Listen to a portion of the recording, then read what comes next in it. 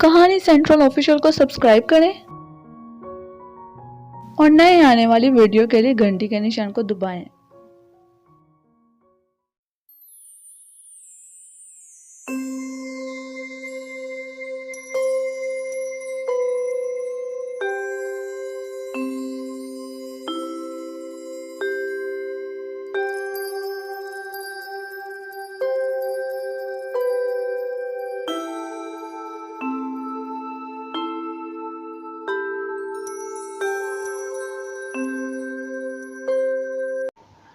راج کماری اور اس کی مصنفہ ہے میمونہ صدف۔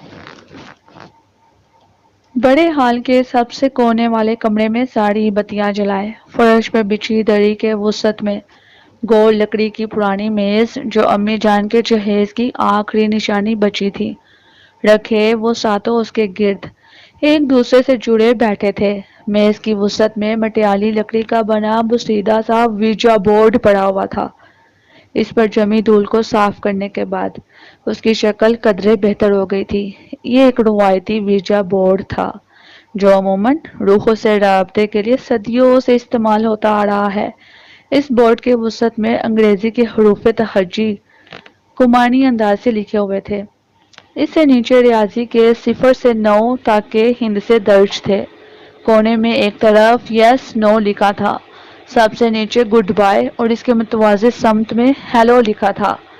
بورڈ کے ایک طرف پلاسٹر کی ایک چھوٹا سی گول پیالی پڑی تھی جسے بورڈ پر الٹا رکھ کر روحوں کو قید کرنے کے لیے استعمال کیا جاتا ہے۔ اسی کمرے کی ایک بوسیدہ الماری سے اس بورڈ کو سعد نے برآمد کیا تھا اور یہ اسی کا مشورہ تھا کہ روحوں کو بلانے کا تجربہ کر دیکھتے ہیں۔ سعد طارق کو ایڈونچر کا بہت شوق تھا اور اپنے اس شوق کے ہاتھوں وہ بہت بار ذک اٹھا چکا تھا، بہت بے عزت بھی ہو چکا تھا، لیکن باز وہ پھر بھی نہیں آتا تھا۔ اسی بورڈ کے ساتھ ایک پرانے پھٹے ہوئے سرورے کی کتاب بھی رکھی تھی جس کا اہم موضوع اسپرٹ کالنگ تھا۔ اس میں روحوں کی دنیا اور اقسام سے لے کر طرح طرح کے طریقے درج تھے کہ روحوں کو کیسے حاضر کیا جائے، کیسے ان سے بات کی جائے۔ کتاب کے اندر جا بجا خان امجد کا نام کنندہ تھا جو امی جان کے بھتیجے تھے۔ یقیناً وہ کتاب اور بورڈ خان امجد کی ملکیت ہے جو انہی کی طرح جوانی میں ایسے کام کرتے رہے ہوں گے۔ ایک بار پھر سوچ لو یار، کہیں ہم کسی مصیبت میں نہ پھنس جائیں۔ وردہ نے سب کی طرف باری باری سراسیمگی سے دیکھا۔ وہ ان سب میں چھوٹی تھی اور ڈرپوک بھی۔ سعد کے اس شوق سے اس نے ہمیشہ خود کو دور رکھنے کی کوشش کی تھی۔ یہ اور بات تھی کہ وہ سب کسی نہ کسی طرح اسے اپنے ساتھ گھسیٹ ہی لیا کرتے تھے۔ تمہیں کیا لگتا ہے کہ یہ روحیں اصل میں آ جاتی ہیں؟ یہ سب سائیکالوجی کے تجربات ہیں، اسے زیادہ کچھ نہیں۔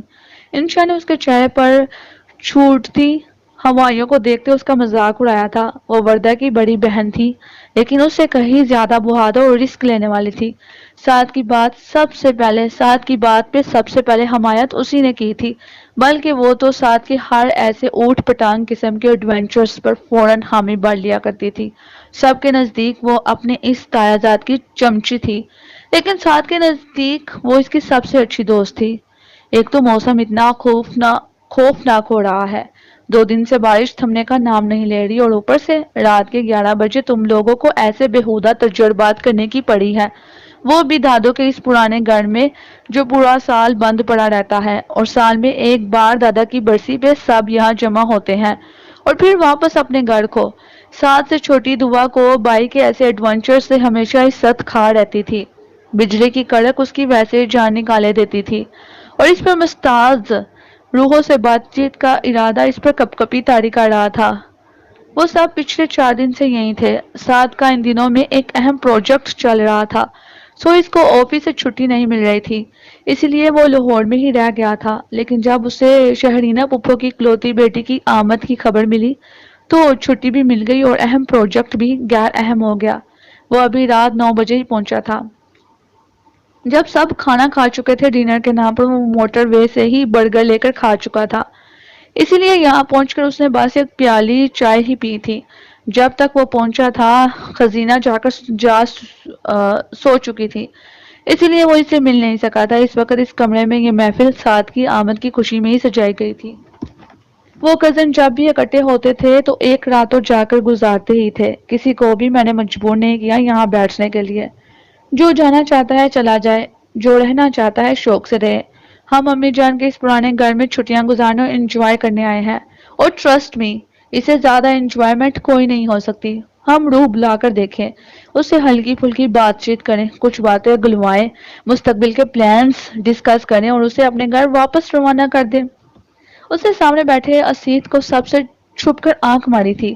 وہ دونوں چچا زاد اور تایا زاد ہم عمر تھے۔ تاہم انشا سے سید کی اس طرح سے بے تکلفی نہیں تھی جیسے اساد سے تھی۔ اس کے نزدیک سید مطلبی اور خود غرض قسم کا بندہ تھا، جس کی ہر بات پیسے سے شروع ہو کر پیسے پر ہی ختم ہو جایا کرتی تھی، اور ایسے مفاد پرست انسان سے وہ سخت چڑ جاتی تھی۔ جس سے نہیں بیٹھنا وہ جا کر اپنی اس نئی دریافت شدہ انگلینڈ پلیٹ کزن کے پاس جا کر سو سکتا ہے، انڈرسٹینڈ؟ سید نے خاص طور سے وردہ کو کہا تو اس کا منہ بن گیا اور وہ اسی وقت اٹھ کر کھڑی ہو گئی۔ تم لوگوں کے اس بکواس ایڈونچرز کا حصہ بننے کا مجھے کوئی شوق نہیں ہے۔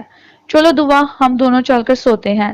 دعا نے کچھ جھجکتے ہوئے اسے دیکھا۔ جانا تو وہ بھی جانا چاہتی تھی، لیکن لڑکیوں کا کمرہ اوپر تھا اور وہ وہاں جانے کے لیے انہیں پہلے بڑا ہال طے کرنا تھا، پھر سیڑھیاں چڑھنا تھی، اس کے بعد اوپر گیلری سے گزرنا تھا اور بیچ کے 4 کمروں کو پار کر کر اپنے کمرے تک پہنچنا تھا۔ اب اتنی ہمت کون دکھاتا بھائی، وہ بھی رات کے 11 بجے، اور وہ بھی وردہ جیسی ڈرپوک لڑکی کے ساتھ۔ ایسے رسک سے بہتر تھا کہ یہاں سب کے درمیان بیٹھنا تھا۔ دعا تم اٹھو گی بھی کہ میں چلی جاؤں؟ دعا کے ٹس سے مس نہ ہونے پر وردہ نے دانت پیسے تھے۔ ہم دونوں اوپر اکیلے کیسے جا سکتے ہیں وردہ؟ باہر بجلی بھی کڑک رہی ہے اور سارا گھر سنسان پڑا ہے، سب بڑے کب کے سو چکے ہیں۔ اگر کمرے تک جاتے جاتے ہی کچھ ہو گیا تو؟ وردہ کا رنگ اڑ گیا تھا۔ دعا کی بات میں دم تھا، لیکن اب سید کی ایسی بات پر مسئلہ آنا کا بن گیا تھا، اسی لیے وہ مزید یہاں بیٹھ نہیں سکتی تھی۔ تو اور کیا، تم لوگوں کے اوپر جاتے جاتے ہی اگر کوئی بھٹکتی ہوئی آتما راستے میں ٹکرا گئی تو دیکھا ہے نا موویز میں کیا ہوتا ہے، صدیوں کی آتمائیں جنہیں مکتی نہیں ملتی وہ اپنا بدلہ لینے آ جاتی ہیں۔ پھر لڑکے لڑکیوں کا وہ گروپ جو اس گھر میں رہنے آیا ہوتا ہے آتماؤں کا مذاق اڑاتا ہے۔ اس گروپ کا ایک ایک بندہ وہ چن چن کر مارتی ہیں، اور سب سے پہلے تو اسے ہی مارتی ہیں جو ڈر کر بھاگتا ہے، اپنے گروپ سے الگ ہونے کی کوشش کرتا ہے، ان کا ساتھ نہیں دیتا۔ سب سے پہلے باری تمہاری اور پھر دعا کی ہوگی وردہ۔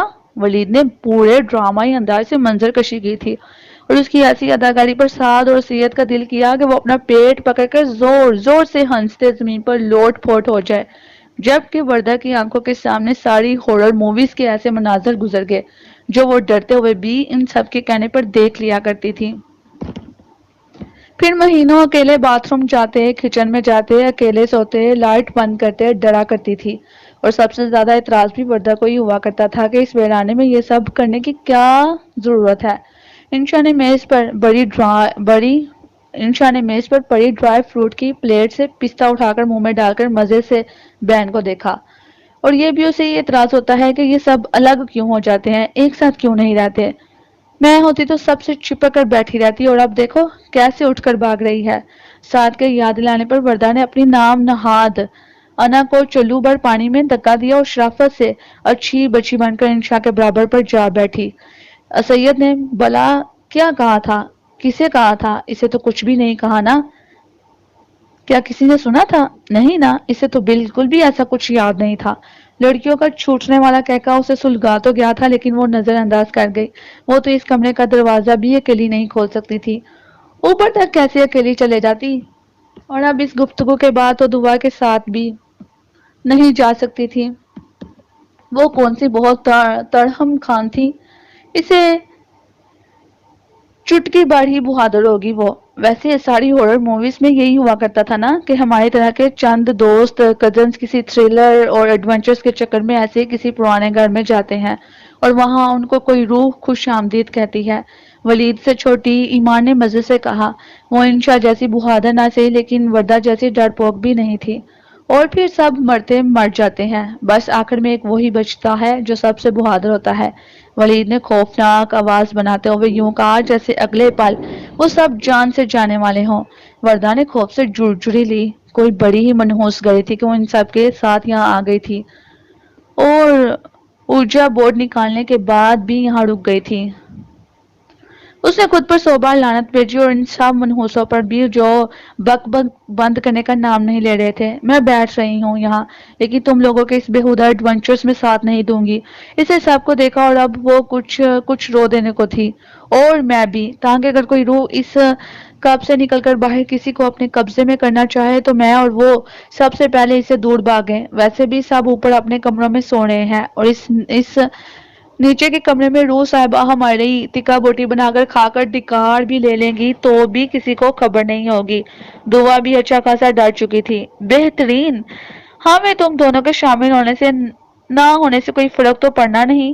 اسے تاک ہی چاہیے تھا اور ان پانچوں کا عدد اس پر پورا اترتا تھا۔ سات کو ان کے نہ ہونے سے کوئی مسئلہ نہیں تھا، وہ بس انہیں اس کمرے میں رکھنا چاہتا تھا جس میں وہ کامیاب ہوا تھا۔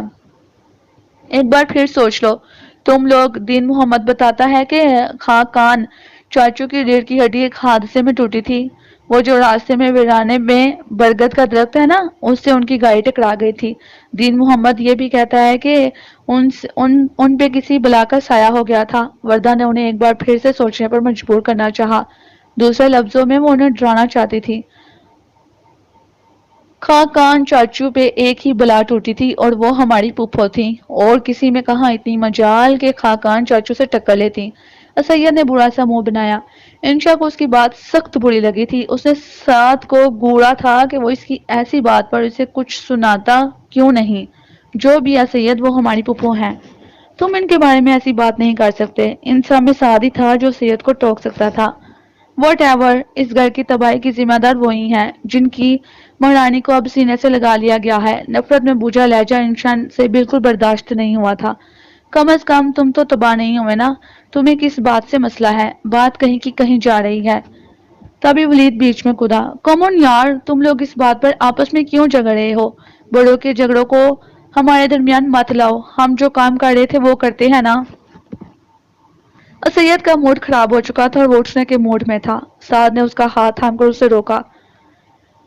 ویکینڈ پر تمہیں تمہاری برانڈڈ شرٹ مل جائے گی۔ اب پلیز اتنا اچھا پلان خراب کر کر مت جاؤ۔ انشا کو سعد کی بس یہی بات بری لگتی تھی کہ وہ سید کے نخرے اٹھا لیتا تھا، حالانکہ وہ بالکل بھی اس قابل نہیں تھا۔ وہ دونوں ہم عمر تھے، لیکن سعد اپنی قابلیت کی وجہ سے ایک ملٹی نیشنل کمپنی میں اچھی جاب کر رہا تھا، جبکہ سید ابھی تک اپنا بزنس سیٹ کرنے کی ضد میں تھا اور صبح دیر تک بستر توڑتا رہتا تھا۔ سعد نے انشا کو بھی اشارہ کیا کہ وہ اپنا موڈ ٹھیک کر لے۔ انشا فوراً مان گئی، لیکن اسے سید کی بات اتنی آسانی سے ہضم ہونے والی نہیں تھی۔ یہ سب جانتے تھے وہ کبھی غلط کا ساتھ نہیں دیتی تھی اور نہ ہی کسی کی بیجا حمایت کرتی تھی۔ سعد کی چمچی ہونے پر بھی جہاں اسے لگتا کہ سعد غلط ہے، وہ سعد کو ٹوک دیتی تھی۔ سب سے پہلے ہم سب اس کپ کو الٹا کر کر یہاں رکھیں گے اور میں کچھ خاص عملیات پڑھوں گا جو اس کتاب میں لکھی ہیں۔ وہ پانچوں اب میز کے ارد گرد خوب ہی جم کر بیٹھ گئے تھے، جبکہ وردہ اور دعا ان سے تھوڑے فاصلے پر لیکن اس طرح سے بیٹھی تھی کہ وردہ کے گھٹنے انشا کی کمر میں میخوں کی طرح سے گڑے جا رہے تھے اور وہ دعا کی سعد کی کمر میں۔ وہ دونوں ان دونوں کے شانوں سے جانک کر آدھی کانی آنکھوں سے سب دیکھ رہی تھیں، انگلیاں ٹھونس کر بند کیے کانوں سے سب سن رہی تھیں۔ تب تک ہم کیا کریں گے بھائی؟ ولید نے انگلی اوندے ہوئے کپ پر سب سے پہلے رکھی تھی۔ تم لوگ آنکھیں بند کر کے خاموش رہو گے جب تک میں روح سے پوچھ نہ لوں کہ وہ آ چکی ہے یا نہیں۔ وہ سب سنجیدہ صورت لیے اب اپنے اپنے دائیں ہاتھ کی انگشت شہادت کپ پر رکھ چکے تھے۔ عمل شروع ہو چکا تھا اور وردہ کا ڈر کے مارے برا حال تھا۔ دعا نے اب سچ مچ آنکھیں کان بند کر دیے تھے۔ باہر مسلسل کنمن بارش برس رہی تھی اور کبھی کبھار ہلکی سی بجلی بھی کڑک اٹھتی تھی، جس کا ڈر روح کی آمد سے کہیں زیادہ تھا۔ کتاب اس کے سامنے کھلی پڑی تھی، جس سے پڑھنے کی صورت میں اس کی آنکھیں کھلی ہوئی تھی اور باقی سب کی بند تھی۔ پڑھتے پڑھتے وہ ان سب کے چہروں کا جوش اور پیچھے بیٹھی دونوں لڑکیوں کے خوف کو بخوبی دیکھ رہا تھا اور دیکھ کر مسکرا بھی رہا تھا۔ اگر کوئی روح اگر کوئی روح اس ارد گرد کے علاقے میں ہے تو وہ اس کپ میں آ جائے اور ہم سب سے بات کرے۔ پڑھنے کا عمل ختم ہوا تو سعد کے ان الفاظ کے ساتھ سب نے آنکھیں کھول دی۔ سعد انتہائی سنجیدگی سے اپنی آنکھوں کو دائیں بائیں گھماتے کمرے کا جائزہ لے رہا تھا۔ پلیز ہم سے بات کرو، اگر تم یہاں ہو تو بس یس کہو۔ سعد ان میں سے کسی کو بھی دیکھے بنا اس بار قدرے سخت لہجے میں بولا تھا۔ بولنے کی اجازت ہوتی تو انشا کہنا چاہتی تھی کہ روح بی بی کو ایسے حکم تو مت دو، کہیں بوڑھا مان گئی تو، لیکن وہ بڑی معصومیت سے اسے دیکھ رہی تھی۔ پلیز ہمیں اپنی موجودگی کا احساس دلاؤ اور یس کہو۔ وہ اس بار پہلے سے بھی زیادہ سخت اور تحکمانہ انداز میں بولا اور ساتھ ہی کمرے کے دروازے پر یوں دستک کا احساس ہوا جیسے کوئی اسے کھولنا چاہتا ہو۔ وہ پانچوں اپنی جگہ سے اچھل پڑے تھے اور اس دوران ایمان اور ولید کے ہاتھ کب سے ہٹ چکے تھے اور وہ وردہ اور دعا آنکھیں کان بند کیے بیٹھی تھیں، اسی لیے انہیں دروازے پر ہونے والی آہٹ کی خبر نہ ہو سکی، ورنہ ان کی فلک شگاف چیخوں کو کون روکتا۔ پھر کون ہے باہر؟ سعد کی آواز سے پہلے جیسا اعتماد غائب ہو چکا تھا۔ ڈوڑو۔ ڈر وہ اب بھی نہیں رہا تھا، لیکن کچھ الجھ ضرور گیا تھا۔ باہر سے کوئی آواز نہیں آئی تھی۔ باہر جو بھی ہے اندر آ جاؤ۔ ایمان نے خوف سے جڑجڑی لیتے سعد کو دیکھا تھا۔ دماغ درست ہے؟ اگر وہ روح ہوئی تو ہم یہاں اسی کے لیے تو بیٹھے ہیں، سید نے مزے سے کہا۔ باہر کوریڈور میں کسی کے قدموں کی آواز آ رہی تھی جیسے کوئی چل رہا ہو۔ دیکھو بھائی بہت مذاق ہو گیا، اب ختم کرو اس سب کو اور دیکھو کہ باہر کون ہے۔ ولید بھی ڈر گیا تھا۔ جو کام ایک ایڈونچر کے طور پر شروع کیا تھا انہیں اب بھاری پڑتا محسوس ہو رہا تھا۔ انشا نے مڑ کر وردہ اور دعا کے کانوں سے ہاتھ اٹھائے۔ بس کرو اب، تماشا ختم ہو چکا ہے یا پھر شروع ہو چکا ہے۔ سید سیٹی بجانے کے کسی انداز میں ہونٹ سکیڑے سر کو کسی انسنی دھن پر ادھر ادھر ہلا رہا تھا۔ روح کی آمد پر وہ زیادہ ہی خوش تھا شاید۔ وہ دونوں انشا کو ہونکوں کی طرح سے دیکھنے لگے۔ انشا نے بھی بتانا ضروری نہیں سمجھا کہ ابھی کیا ہوا تھا۔ وہ دونوں بے خبر ہی بھلی تھی۔ تم لوگوں نے ہاتھ کیوں ہٹا دیے؟ تم لوگوں کو ہاتھ نہیں ہٹانا چاہیے تھے، مجھے لگتا ہے کہ وہ واپس چلے گئی ہے۔ سید نے ایمان اور ولید کو گور کر دیکھا اور وہ وردہ اور دعا ایک دوسرے کو دیکھنے لگی۔ کون واپس چلے گئی ہے؟ بہت اچھا ہے اگر واپس چلے گئی ہے تو اب اٹھو، یہ سب سمیٹو اور نکلو یہاں سے۔ ولید گھبرایا ہوا تھا اور اپنی گھبراہٹ پر قابو پانے کی کوشش میں اس کی آواز کپا رہی تھی۔ باہر کا مین گیٹ کھولنے کی آواز ان سب نے سنی تھی اور اب کی بار سبھی چونکے تھے۔ اس وقت کوئی باہر کا رخ نہیں کر سکتا سوائے ایمان رو دینے والی تھی۔ سوائے کیا ایمی؟ دعا نے اس کا بازو جھنجھوڑا تھا۔ اس ساتھ کے بچے سے پوچھو، اس نے ہی بلایا ہے اسے، وہ بھی ڈانٹ کر۔ اب وہ ہمارے پیچھے پڑ جائے گی۔ وردہ کی تو آنکھیں باہر ابلنے کو تھیں۔ شٹ اپ یار، کوئی اٹھا ہوگا اور باہر جا رہا ہوگا، چلو چل کر دیکھتے ہیں۔ باہر بارش میں کون اس وقت نہانے گیا ہوگا؟ ہمارے بڑوں میں سے کوئی اتنا رومانٹک ہے جو اس وقت بارش میں نہانے نکلا ہو؟ ایمان کی بات پر انشا کے دانت باہر نکلنے لگے تھے۔ اور چل کر دیکھنے کی بات مت کرو، دیکھا نہیں ہے ہارر موویز میں کہ تمہارے جیسا ہی کوئی اور اوور کانفیڈنٹ جا کر خود آتماؤں سے پنگے لیتا ہے اور سب کو مڑواتا ہے۔ ہمیں کوئی شوق نہیں ہے ساتھ جانے کا۔ ولید کی بات سے سب متفق تھے سوائے سعد اور اس کے چمچی کے۔ سید تو ڈیٹ بنا کسی کا بھی ساتھ نہیں دے رہا تھا۔ اچھا اب یہاں سے تو اٹھو، باہر نکلنا تو ہے نا، اپنے کمرے میں نہیں جانا یا اس روح کے خوف سے رات یہیں گزارنا ہے؟ ویسے بھی وہ روح ہے جسے دروازہ کھلوانے کی ضرورت نہیں ہے، وہ بند دروازے سے بھی آنا چاہے تو ہمارے دادا جی بھی نہیں روک سکتے اسے۔ سعد کے کہنے پر سب کو ہوش آیا تھا۔ میز پر اسی طرح سے سب بکھرا چھوڑ کر سعد نے ایک پرانی چادر ڈال دی تھی تاکہ دروازہ کھلتے ہی سب کی نظروں میں نہ آ سکے۔ وہ جانتا تھا کہ امی جان کو پتہ چلا تو وہ اس کی اچھی طرح سے ہڈی پسلی ایک کر دیں گی۔ ہمیشہ وہ اسی قسم کے پنگے لیتا تھا اور شامت ان سب کی آتی تھی۔ دروازہ ساتھ نہیں کھلا تھا، باہر سر نکال کر بھی اسی نے جھانکا تھا۔ کوریڈور خالی تھا۔ اس کمرے کے دائیں بائیں کے سبھی کمرے زیر استعمال نہ ہونے کی وجہ سے مقفل تھے۔ وہاں سے سامنے بڑا ہال بھی خالی پڑا نظر آ رہا تھا۔ اس نے مڑ کر سب کو دیکھا اور سب کلیئر ہے کا سائن دیا۔ پھر وہ دبے قدموں سے باہر نکلا تو سب ایک دوسرے کا ہاتھ پکڑے باہر نکلے سوائے سید کے۔ وہ سب سے پیچھے اور الگ تھلگ تھا کیونکہ وہ ان کی طرح ڈر نہیں رہا تھا اور اسے یہ سب ایک ٹوپی ڈرامے سے زیادہ کچھ نہیں لگ رہا تھا۔ اس کے پیچھے وردہ، دعا، ایمان ایک دوسرے کے ساتھ چپک کر باہر آئی تھی اور ان دونوں سے پیچھے ولید اور انشا۔ साथ हाल में दाखिल हुआ और मेन दरवाजे की तरफ देखा, वो बंद था। हालांकि उसके खुलने की आवाज सबने सुनी थी। सब ठीक है, चलो अब अपने कमरे में सब। उसने सरगोशी की सी आवाज में सबको कहा कि ऊंची आवाज में बोलने से आवाज हाल में गूंजती थी। उसकी मायत में सभी दबे कदमों हाल अबूर कर सीढ़ियां चढ़ने लगे। जो डर रहे थे वो हनोस डरे हुए ही थे और वो हादर सीना चौड़े किए मजे से चढ़ रहे थे। साद, वलीद और सैयद का एक ही कमरा था जो पहला था और लड़कियों का कमरा आखिरी था। इन दोनों कमरों के बीच के कमरों में से एक कमरा इन सब के अब्बा हजरात यानी तारक अमीन, शहजाद अमीन, नासर अमीन ठहरे हुए थे और दूसरे में इन सब की अमाए बमा अमीर जान के। सो यूं बीच के सभी कमरे को बाहिफाजत अबूर कर साथ इन सब को इनके कमरे में छोड़ने गया था। अभी वो पलटा ही था कि इंशा हड़बड़ाती हुई बाहर आई। सादी, खजीना कमरे में नहीं है, बाथरूम में होगी। वहां भी नहीं है, हम देख चुके हैं। गो के वो जल्दी परेशान होने वालों में से नहीं था, लेकिन अब की बार कुछ परेशान हुआ था, जैसे इंशा ने वाजिया बांप लिया था। वो इनकी मेहमान थी और अभी 2 दिन पहले ही तो इस घर में आई थी और अभी तो इसने ढंग से पूरा घर देखा ही नहीं था। तो वो रात के 12 बजे कहाँ जा सकती थी? कहीं वो बाहर तो नहीं चले गई? दरवाजा खुला था तो ऐन मुमकिन है कि वो बाहर हो, लेकिन बारिश में भला वो इस वक्त अकेली बाहर क्या करने गई होगी? बहरहाल ढूंढना तो उसे था ही और सब कामों की तरह साथ ने इस काम की जिम्मेदारी भी खुद उठाई थी। तुम मेरे साथ चलो, मैं सैयद को भी कहता हूँ, हम मिलकर उसे ढूंढते हैं।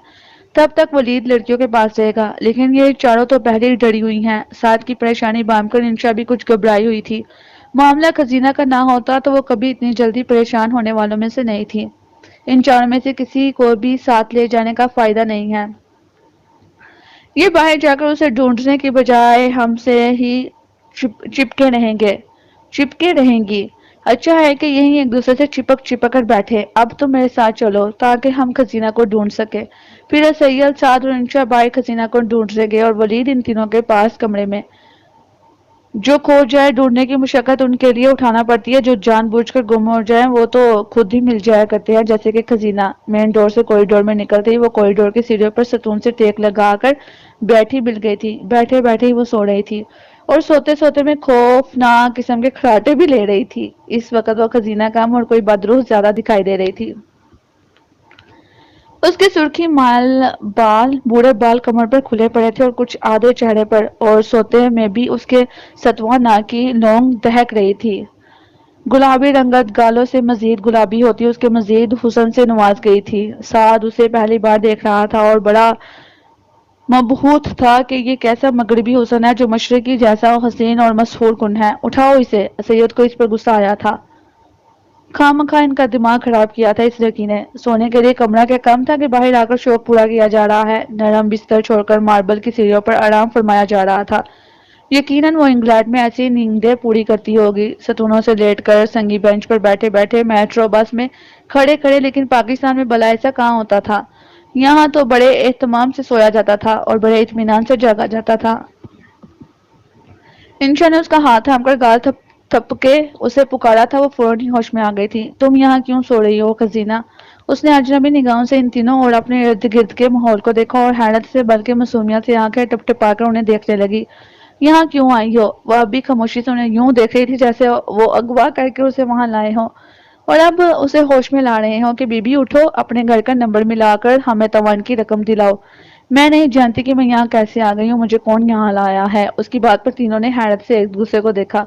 वो तो उल्टा उन्हीं से पूछ रही थी कि मुझे यहाँ किस खुशी में लाया गया है।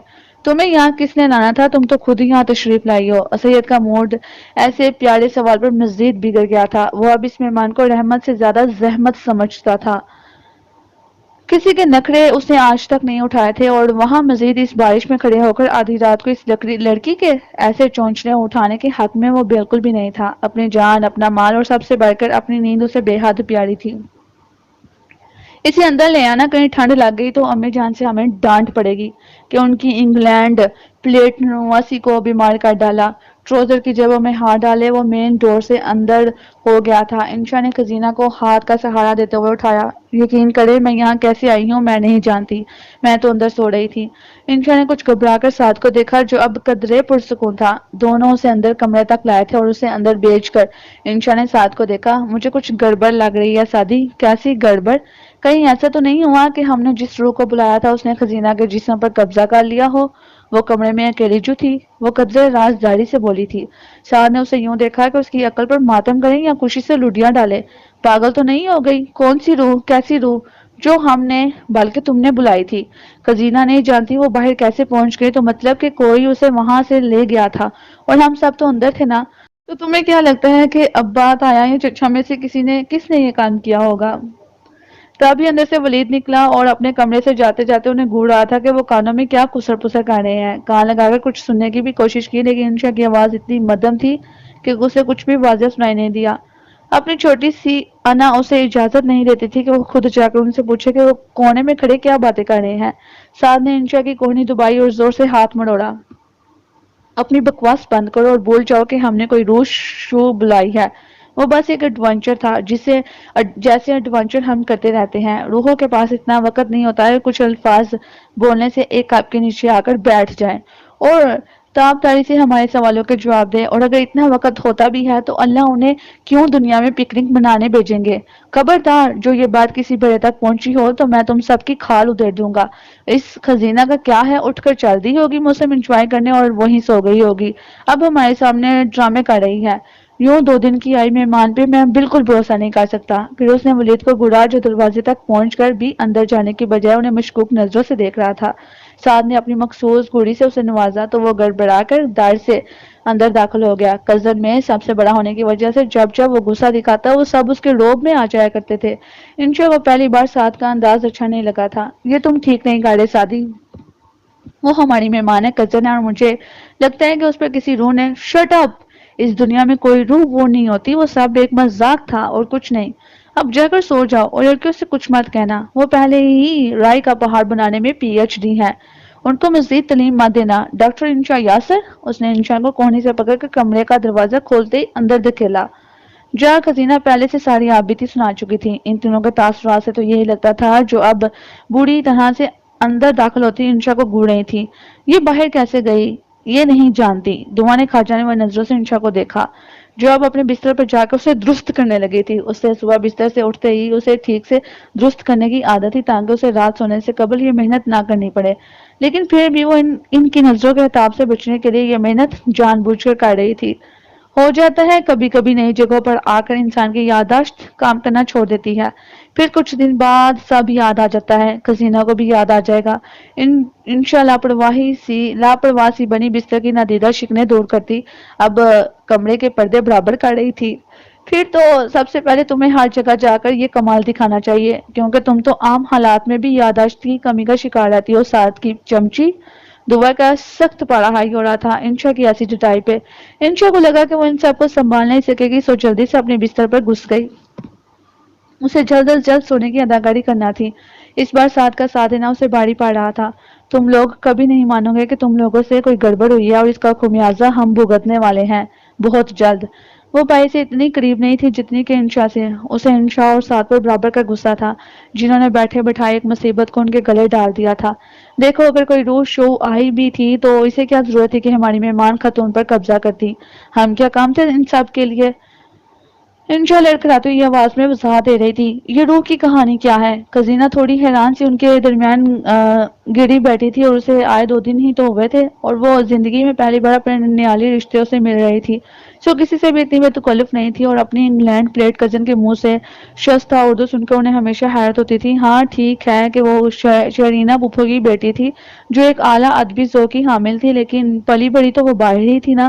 تمہیں پیٹ میں کوئی درد محسوس ہو رہا ہے خزینہ؟ سر بھاری ہو رہا ہے یا جسم میں کوئی خراش یا نیل کے نشان ہو جیسے کسی نے تمہیں مارا ہو؟ وردہ جو ہورر موویز سے بے حد متاثر تھی خزینہ سے ساری علامات پوچھنے لگی۔ عموماً فلموں میں ایسی ہی علامات دکھائی جاتی ہیں جب کسی انسان پر کسی روح کا قبضہ یا اثر شروع ہوتا تھا۔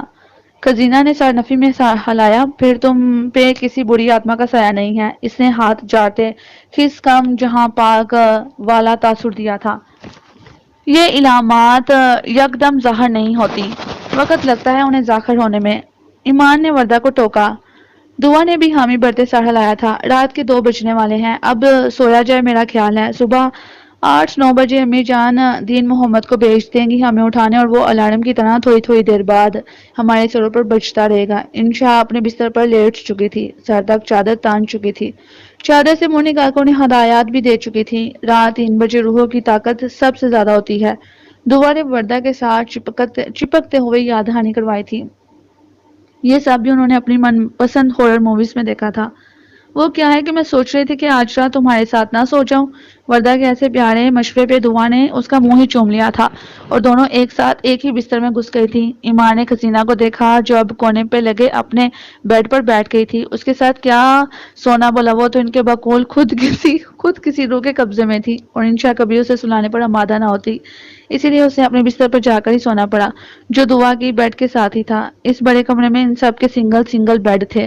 خزینہ کا بیڈ اسی لیے سب سے کونے میں تھا کیونکہ وہ اس کی آمد پر نیچے سے لا کر وہاں بچھایا گیا تھا، جس کی وجہ سے کمرہ خاصا تنگ بلکہ ڈبے کی شکل اختیار کر گیا تھا جہاں ساری مرغیاں اوپر تلے دبکی بیٹھی ہوتی ہیں۔ جیسے تیسے کر کے سب کو نیند آ ہی گئی سوائے خزینہ کے، جو جان گئی تھی کہ وہ باہر کیسے پہنچ گئی تھی۔ صبح سب سے پہلے سعد کی آنکھ کھلی تھی۔ سید اور ولید بے خبر سوئے پڑے رہے تھے۔ ان کو سوتا چھوڑ کر وہ جوگنگ کا پلان بناتا اٹھ کھڑا ہوا۔ پچھلے کئی سال سے اس کا معمول تھا کہ وہ صبح جوگنگ کے لیے کسی الگ تھلگ جگہ کا انتخاب کرتا تھا جہاں وہ کچھ وقت خود کے ساتھ گزار سکے، اپنی ذات کو خالص وقت دے سکے، خود غلامی ٹال سکے تاکہ اپنے مسائل کو جان سکے، انہیں حل کرنے کے طریقے تلاش کر سکے، اپنے اندر کی کمیوں کو جانچے اور انہیں دور کرنے کی کوشش کرے۔ یہ انسان تبھی کر سکتا ہے جب وہ اپنے ساتھ ایک معیاری وقت گزارے۔ وہ خاندان کا سب سے مکمل اور پختہ ذہنیت کا انسان سمجھا جاتا تھا، تو اس کے لیے اس نے خود پہ بہت جان ماری تھی، اپنی کمیوں کو اکھاڑ پھینکا تھا اور اپنی خوبیوں پر بہت کام کیا تھا۔ شاہ اولا دتا گاؤں میں کچے پکے راستوں سے گزرتے کسی پرانے درخت کے نیچے بیٹھ کر خود سے ملنے سے زیادہ بہترین وقت کوئی ہو ہی نہیں سکتا تھا۔ منہ ہاتھ دھو کر لباس تبدیل کر کے وہ کھڑکی کے پردوں کو ہٹا رہا تھا تاکہ سورج کی روشنی اندر داخل ہو سکے۔ تبھی اپنے کمرے کی کھاد آدم کھڑکی سے نیچے اسے لون میں خزینہ اپنے مخصوص ٹریک سوٹ میں ملبوس ورک آؤٹ کرتی دکھائی دی۔ یہاں رات سے ہم سب کی ہوا نکلی پڑی اور یہ محترمہ تازہ ہوا اپنے اندر بڑھ رہی ہیں۔ جب تک وہ نیچے پہنچا تھا خزینہ واک آؤٹ کرنے کے بجائے کرسی پر آرام سے بیٹھی گہری سانس بھرتی تازہ ہوا اندر اتار رہی تھی۔ Good morning. اس کی سرخ و سفید رنگت رات کو ایسی نہیں دیکھ رہی تھی جیسے کہ اب وہ گورو جیسی پھیکے شلجم جیسی نہیں تھی۔ یہ ساتھ کی انگریزوں کے بارے میں رائے تھی، وہ تو کشمیر کی کچی کلی جیسی حسین تھی۔ السلام علیکم۔ اس کے جواب نے سعد کو تھوڑا سا شرمندہ کیا تھا۔ وہ جب سے آئی تھی ان سب کو کسی نہ کسی بات پر چونکاتی تھی تو کبھی شرمندہ کرتی تھی، نہ جانے وہ تھی ہی ایسی یا صرف ظاہر کر رہی تھی۔ اگر تو وہ ایسی تھی تو ماننا پڑے گا کہ شہرینہ پھپھو نے اپنی اکلوتی بیٹی کی تربیت بڑی شاندار طریقے سے کی تھی، اور اگر وہ ظاہر کر رہی تھی تو بھلا کسے متاثر کر رہی تھی؟ کیسی طبیعت رہی رات کو آپ کی؟ وہ یہ نہیں جاننا چاہتا تھا مگر پھر بھی پوچھ رہا تھا۔ میری طبیعت کو کیا ہوا؟ بڑی ادا سے وہ حیران ہوئی تھی۔ رات میں غالباً وہ آپ ہی تھیں جو باہر سوتی پائی گئی تھی، اور آپ یہ جانتی تک نہیں کہ آپ وہاں کیسے پہنچی۔ تھوڑی بہت ہی صحیح لیکن بات تشویشناک ہے۔ خزینہ خاموشی سے اسے دیکھتی رہی، پھر اپنا رخ پھیر لیا۔ وہ اب گونسلوں سے اڑان بھرتے پرندوں کو دیکھ رہی تھی، ہلکی پھلکی پھیلی سورج کی نارنجی روشنی کو سراہ رہی تھی جو انگلینڈ میں کم ہی دیکھنا نصیب ہوتی تھی، اور وہ اس روشنی میں اس کے سرخی مائل بوڑھے بال سونے جیسے دکھائی دیتے تھے۔ میں بالکل ٹھیک ہوں، مجھے کچھ نہیں ہوا، لیکن یہ روح کا کیا قصہ ہے؟ سعد ٹھٹکا۔ یقیناً لڑکیوں نے ساری داستان امیر حمزہ سنا ڈالی تھی۔ ان سب کے پیٹ ایسے ہی تھے جن میں 24 گھنٹے بھی بات نہیں رہ پاتی تھی۔ کچھ خاص نہیں، بس اس گھر میں ایک بدروح رہتی ہے جو رات کے تک یہاں وہاں بھٹکتی رہتی ہے۔ گھر پرانا ہے اور خالی پڑا رہتا ہے تو ایسے میں روحیں اپنا گھر سمجھ کر قبضہ گروپ بن جاتی ہیں۔ محتاط ہو کر رہیے گا، کیا خبر اسی نے آپ کو باہر لا بٹھایا ہو رات کو اور اب وہ آپ کے پیچھے ہی پڑ جائے۔ خزینہ نے مزید حیران ہوتے اسے دیکھا تھا۔ اپنی حیرت کو چھپانے کے لیے اس نے کچھ خاص کوشش نہیں کی تھی۔ اس صدی میں بھی ایسی باتیں کی جاتی ہیں کیا؟ مجھ پر کوئی روح اثر نہیں کر سکتی مسٹر سعد، بلکہ شاید وہ مجھ سے مل کر خوشی ہوگی۔ میں کافی حد تک اس جیسی ہوں۔ اپنی نشست سے اٹھتے ہوئے اس نے بڑے اعتماد سے سعد کو دیکھا۔ وہ بے حد سنجیدہ تھی۔ اتنی خوش فہمی کیوں ہے آپ کو؟ نہ جانے یہ خوش فہمی تھی یا غلط فہمی، بس ناقابل فہمی تھی۔ اس نے ہمیشہ لڑکیوں کو جنوں اور روحوں سے ڈرتے دیکھا تھا سوائے انشا کے، اس لیے خزینہ کو تھوڑا ڈرانے اور تھوڑا مذاق کرنے کے لیے یہ کہانی سنا ڈالی تھی۔ لیکن وہ لڑکی اس پرانی بسیدہ حویلی میں نئی آنے کے باوجود اس کہانی سے بالکل نہیں ڈری تھی۔ جبکہ رات وہ ایک عجیب سے تجربے سے بھی گزر چکی تھی. شاید گھوڑوں کے ساتھ رہ کر وہ عام لڑکیوں سے زیادہ بہادر اور نڈر تھی. کیونکہ میں خود ایک روح ہوں جو بالکل ٹھیک جگہ پہنچ گئی ہوں. وہ ذرا سا مسکرائی اور اندر بڑھ گئی. ساتھ اس اعتماد سے جاتی لڑکی کو دیکھ رہا تھا. اس کا اندازہ کچھ اچھا اور زیادہ عجیب لگا تھا. شاہ نے اچکا کر وہ بھی زنگ آلود گیٹ کی کنڈی کھول کر باہر نکل گیا تھا. صبح ناشتے کا اہتمام ہمیشہ کی طرح بڑے ہال میں فرشی دریاں بچھا کر کیا گیا تھا. اتنے بڑے خاندان کے لیے اس پرانی حویلی میں ڈائننگ کا انتظام کہاں سے کیا جاتا، جبکہ وہ سال میں ایک آدھ ماہ ہی وہاں گزارنے آتے تھے. پرانا فرنیچر اتنا بوسیدہ ہو گیا تھا کہ اکثر بیچ دیا جاتا تھا.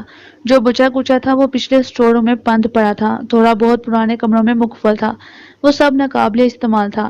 جتنا عرصہ وہ اس حویلی میں گزارنے آتے، بچہ پارٹی کا وقت اسلام آباد، مری اور اس کے گرد و نواح میں گھومتے پھرتے کیسے گزر جاتا انہیں خبر نہ ہوتی. اور بڑے اس وقت کو کسی ماتم کے طور پر مناتے تھے. خاص کر عرشیہ خاتون جو خاص ماضی کو تازہ کرنے میں ہر سال دادا کی برسی پر یہاں آتی تھی.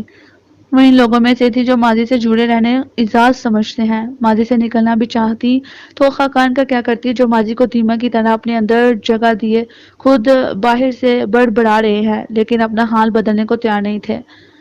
رات ٹھیک سے گزری. کوئی مسئلہ تو نہیں ہوا. جب سے خزینہ یہاں آئی تھی عرشیہ خاتون اسے اپنے ساتھ بٹھاتی تھی. اس کے وجود سے اٹھتی اپنی بیٹی کی خوشبو آتی تھی. عرشیہ خاتون کے سوال پر خزینہ نے ناشتہ کرتے ہوئے ایک نظر سامنے بیٹھے ساتھ پر ڈالی جس کو دادی کے سوال سے ہی اچھو لگ گیا تھا اور اب ولید اس کی کمر تھپکتے ہوئے اسے پانی پلا رہا تھا. سکون سے گزری نانی. یہاں مجھے کوئی مسئلہ نہیں ہوا. انہیں جواب دے کر وہ پھر سے کھانا کھانے لگی تھی. ان سب نے سکون کا سانس لیا تھا. اسید کو البتہ کوئی فرق نہیں پڑا تھا. وہ ہمیشہ ان سب سے الگ سمت میں ہی چل رہا ہوتا تھا جو اس کی ذات کا محور ہی ہوا کرتی تھی. نانی آپ سے ایک اجازت چاہیے. دین محمد سب کو چائے دے رہا تھا. یہ ان کا خاندانی ملازم تھا جس کے ابا بھی اس حویلی میں چوکیدار ہوا کرتے تھے. سارا سال وہ اس خالی حویلی اور خاقان امجد کی دیکھ بھال کیا کرتا تھا. سال میں ایک ماہ وہ ان سب کے لیے چاقو چوبند ملازم کا روپ ڈال لیا کرتا تھا. مرد حضرات ایسے میں سیاست پہ گفتگو کر رہے تھے اور خواتین خاندان کی کسی لڑکی کی شادی کی تیاریوں میں مصروف تھی. بچہ پارٹی آج کہیں جانے کا پلان بنا رہی تھی اور کسی ایک بات پر متفق نہیں ہو پا رہی تھی. ایسے میں عرشیہ خاتون کے ساتھ بیٹھی خزینہ نے اتنی آہستگی سے یہ بات کی کہ اسے ماں سوائے ان کے کوئی نہیں سن سکا. کیسی اجازت؟ دین محمد اب چائے کی تشتری ان کے سامنے رکھ رہا تھا تاکہ ان کو اور دائیں بائیں بیٹھے لوگوں کو چائے دے سکے. میں مسٹر خاقان سے ملنا چاہتی ہوں. یہ جملہ ادا کرتے ہوئے ہمیشہ کی پراعتماد خزینہ کا لہجہ کمزور پڑا تھا. جو کندھے دوسروں کا بوجھ اٹھاتے ہوئے جھک جائے وہ اکثر جھک جایا کرتے ہیں. عرشیہ خاتون کے چائے کی پیالی کی جانب بڑھتے ہاتھ وہیں تھم گئے تھے اور نقوش تن گئے تھے. دین محمد بھی اس فرمائش کو سن چکا تھا اور سنتے ہی سن ہو گیا تھا. خاقان کسی سے نہیں ملتا. نہ چاہتے ہوئے بھی عرشیہ خاتون اتنا اونچا بول گئی تھی کہ سب اپنی گفتگو سے چونک کر ان کے جانب متوجہ ہو گئے تھے. خزینہ کا سر جھک گیا تھا. وہ اس بات پر سب کا رد عمل نہیں دیکھنا چاہتی تھی. برسوں پہلے اگر کہیں کسی نفرت نے جنم لیا تھا تو وہ اس کی آنچ اب برسوں بعد محسوس نہیں کرنا چاہتی تھی. وہ سب بھلے اس سے محبت نہ کرتے ہوں لیکن عزت سے ملے ضرور تھے. وہ بھلے اس کے لیے اپنائیت کا کوئی جذبہ نہ رکھتے ہوں لیکن وہ اس کے اپنے تھے. اور یہ بات جتنی اسے ممی نے بتائی تھی اسے کئی زیادہ پاپا نے گھول کر پلا دی تھی. اپنا یہ مان اور بڑم وہ تاج کے پتوں کی طرح سے بکھرتے نہیں دیکھنا چاہتی تھی. دیکھ سکتی ہی نہیں تھی. اور تم اس سے نہ ہی ملو تو اچھا ہے. جس یاد سے کوئی دکھ جڑا ہو اور وہ بار بار نہیں یاد کرواتے بیٹی. عرشیہ خاتون ہمیشہ کی طرح مضبوط لہجے میں لیکن نرمی سے کہہ رہی تھی. پہلی بار پاکستان آئی. اپنی نفاسی سے وہ اپنی روایتی سختی نہیں برتنا چاہتی تھی. یہ تو وہ تھی جسے ان کے لہجے میں اپنے لیے ڈانٹ چھپی دکھائی دے رہی تھی. دلوں میں بدگمانیاں ہوں تو دل ٹھیک کو بھی غلط ہی ٹھہراتا ہے. اس نے اس بات میں سہ لایا اور بنا کسی کی طرف دیکھے وہاں سے اپنی چائے کی پیالی اٹھا کر چلے گئی. عرشیہ خاتون اب اپنی چائے پینے لگی تھی. سب کچھ معمول پر آ گیا تھا. ایسا دکھائی دے رہا تھا کو لیکن ایسا تھا نہیں. تم پاکستان جاؤ گی تو دیکھو گی کہ سب تم سے کتنی محبت کرتے ہیں, تمہیں کیسے اپنایا دیتے ہیں, کیسے تم پر جان نچھاور کرتے ہیں. وہ سب ایسے ہیں. ممی اس کا ہاتھ تھام کر کہا کرتی تھی لیکن یہ تب کی بات ہے جب وہ 17 سال کی تھی اور ممی بیمار رہنے لگی تھی. پھر وہ گھر سے زیادہ ہسپتال رہنے لگی. ہسپتال میں قیام کے دوران اسے جی بڑھ کر اسے ننیال کی باتیں کیا کرتی تھی. وہ اپنی یونیورسٹی چھوڑ کر دن رات انہی کے پاس رہا کرتی تھی۔ آپ تب کی بات کر رہی ہیں ممی جب آپ وہاں تھی، وہ سب تب ایسے تھے، وہ سب اب ایسے نہیں ہوں گے، کیونکہ پچھلے 18 سال سے آپ یہاں ہیں۔ یہ جواب اس نے خود کو دیا تھا، یہ جواب وہ اپنی بیمار ماں کو دے کر اسے مزید تکلیف نہیں دے سکتی تھی۔ جب تم پاکستان جاؤ نا تو امی جان سے میری طرف سے پھر سے معافی مانگنا، ان کے سامنے گر کر رو کر، جیسے میں نہیں مانگ سکی وہ تم مانگنا۔ خزینہ انہیں کہنا کہ شرینہ کو معاف کر دیں، شرینہ کو معاف کر چکی ہیں تو خزینہ کو گلے سے لگا کر اپنے پاس رکھ لیں۔ شرینہ کی سزا خزینہ کو مت دیں۔ ان کی آنکھیں انگلینڈ کے ٹھنڈے پانیوں سی ہو جاتی، جن میں بڑا پانی ہی سطح پر دکھائی تو دیتا تھا لیکن برف کی طرح منجمد تھا، بہتا نہیں تھا۔ اس نے ماں کی بات پر کچھ نہیں کہا تھا۔ اس کا مستقبل قریب تو کیا بعید میں بھی پاکستان جانے کا کوئی ارادہ نہیں تھا، لیکن ممی کا یہ اصرار دن بہ دن زور پکڑتا جا رہا تھا۔